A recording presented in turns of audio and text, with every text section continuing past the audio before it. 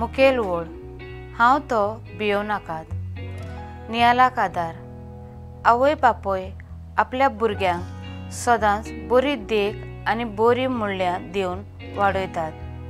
कांय आवय बापोय आपली भुरगीं कांयच काम धंदो करिनात म्हूण अपमान करतात। असलीं भुरगीं भितरल्या भितर फुगार जातात, तांच्या उतराक मान दिवंक नोकरी सोदूंक भायर सरतात। अशें एक दीस एक तरणाटो नोकरे खातीर मुलाखत दिवंक वेता। थंय भितर सरल्या उपरांत कांय वस्तू जाग्यार नातशें दिसता।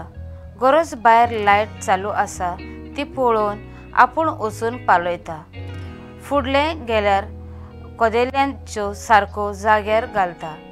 मुलाखत घेवपाचो वेळ आयल्या उपरांत मॅनेजर फाटल्यान थावन नोकरेक हाजीर रावंक सांगता। हें आयकून तरणाट्याचें मन घुस्पता आनी ताका विचारता, तुज्या ल्हान वागणुकेंतल्यान मोठी जबाबदारी दाखोवन ती कॅमेरा वेल्यान पळयल्या। कोणाचें तें पळय नासतना भियोन फाटीं सरूंक ना। जेजूचेर भावार्थ आसल्यार आमकां कसलेंच भिरांत उरना। देव आमकां कळय नासतना आमच्या आदाराक येता।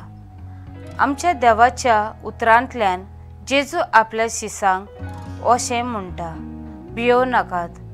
जिविताच्या आडकोळींक आमी जेजू सांगात दिल्यार आमचेर केन्नाच भिरांत उरची ना।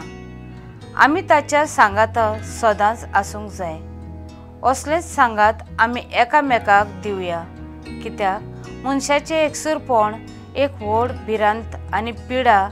त्या पासत देवाच्या नांवान आमी असलो सांगात दिता तेन्ना आमकां आनीक गोटाय फावो जाता। म्हजो थाराव हांव सदांच जेजू सांगाताक घेवन दुसऱ्यांकूय सांगात दिवंक वावुरतलें।